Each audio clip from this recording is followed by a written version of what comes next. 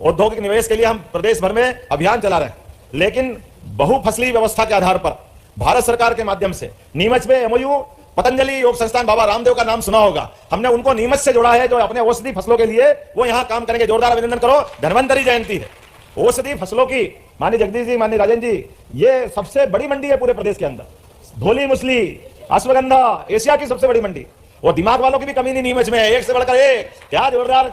सारे ताले बंद को खोलने का अगर कहीं मौका मिले तो नीमच में ही मिलता है और कहीं नहीं मिलता है। हमारे लिए जो काम असंभव हो, कोई करे ना करे, नीमच को दे दो, नीमच नंबर 1 पे करके देता है, ये मैं पक्का गारंटी से ले सकता हूं। इसलिए नीमच में जो हो जाए, मुझे इस बात की भी प्रसन्नता है, बहुत जल्दी मौका आएगा, इसी 4-6 महीने के अंदर, जब एशिया से लुप्त होने वाला चीता गांधी सागर में आकर के पर्यटन के नए द्वार खोलेगा, नया आनंद देगा। और ये मेडिकल कॉलेज आने वाले समय में अपने होनहार विद्यार्थियों के भरोसे से चिकित्सा क्षेत्र में न केवल प्रदेश, न केवल देश, बल्कि दुनिया में नाम कमाएंगे। ये मैं शुभकामना देता हूं, बधाई देता हूं। कोई भी मेडिकल कॉलेज के विद्यार्थी वो अपने लिए नहीं होते, समूची मानवता के लिए। हमने देवी देवताओं को नहीं देखा है, लेकिन डॉक्टर के रूप में भगवान को हम देखते हैं। ये हमारी संस्कृति है, ये सदैव सदैव हमारे लिए पूजनीय है, आदरणीय है। आपका महत्व भी बहुत है, आपका स्थान भी ऊंचा है। और रावण के काल में भी दुश्मन देश की तरह लड़ रहे थे आपस में, लेकिन भगवान राम के भाई पे जब वार हुआ तो सुसेन वैद्य ने चिकित्सा सेवा के बलबूते पर मानवता के लिए दुश्मन के भी भाई का इलाज करके अपनी चिकित्सा व्यवस्था का मान बढ़ाया, सम्मान बढ़ाया। यह हमारी पद्धति है, यह हमारी संस्कृति है। आज के इस अवसर पर एक नए मेडिकल कॉलेज की शुभकामना देता हूं, बधाई देता हूं। आने वाले दीपावली पर की मंगल कामना करता हूं, बधाई देता हूं। और एक 4 लेन आप मांग रहे हो, इतना सारा काम आपने करा लिया है, अब तो जग खाओ भैया, थोड़ा थोड़ा दया करो। लेकिन आपने कहा कि झालावाड़ रामपुरा होकर के नीमच से झालावाड़ होकर 4 लेन बनाने की मांग कही है, और मैं भूल नहीं सकता हूं, रामपुरा से भी मेरा विशेष संबंध रहा है। जगदीश देवड़ा जी के माध्यम से 40 साल से हमारे बीच में, भले वो मलारगढ़ के विधायक है, लेकिन पूरे प्रदेश के नेता है और परिषद के समय से जगह जन जन से जुड़े हुए।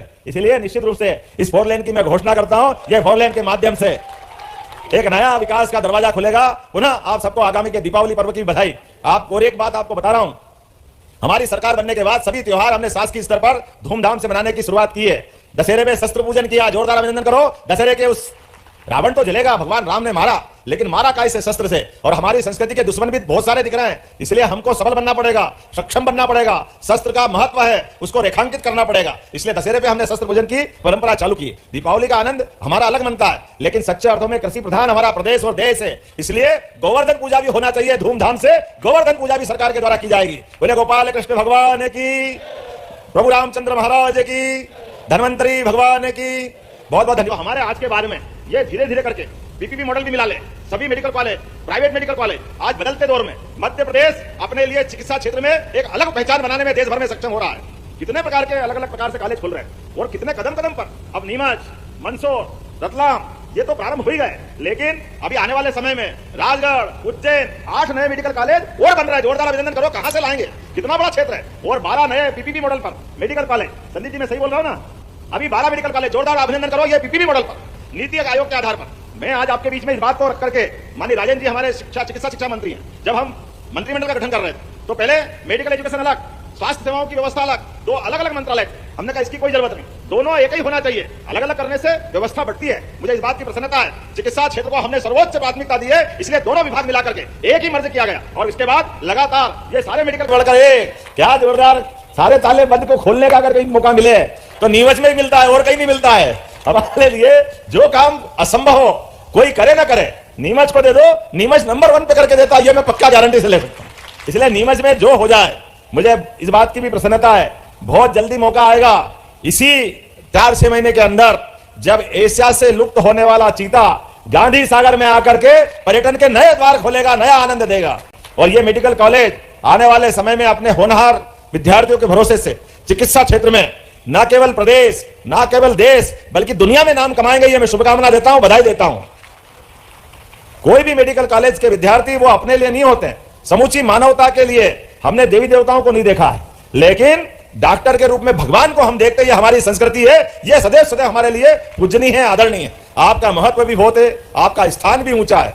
और रावण के काल में भी दुश्मन देश की तरह लड़ रहे थे आपस में, लेकिन भगवान राम के भाई पे जब वार हुआ तो सुसेन वैद्य ने चिकित्सा सेवा के बलबूते पर मानवता के लिए दुश्मन के भी भाई का इलाज करके अपनी चिकित्सा व्यवस्था का मान बढ़ाया, सम्मान बढ़ाया। यह हमारी पद्धति है, यह हमारी संस्कृति है।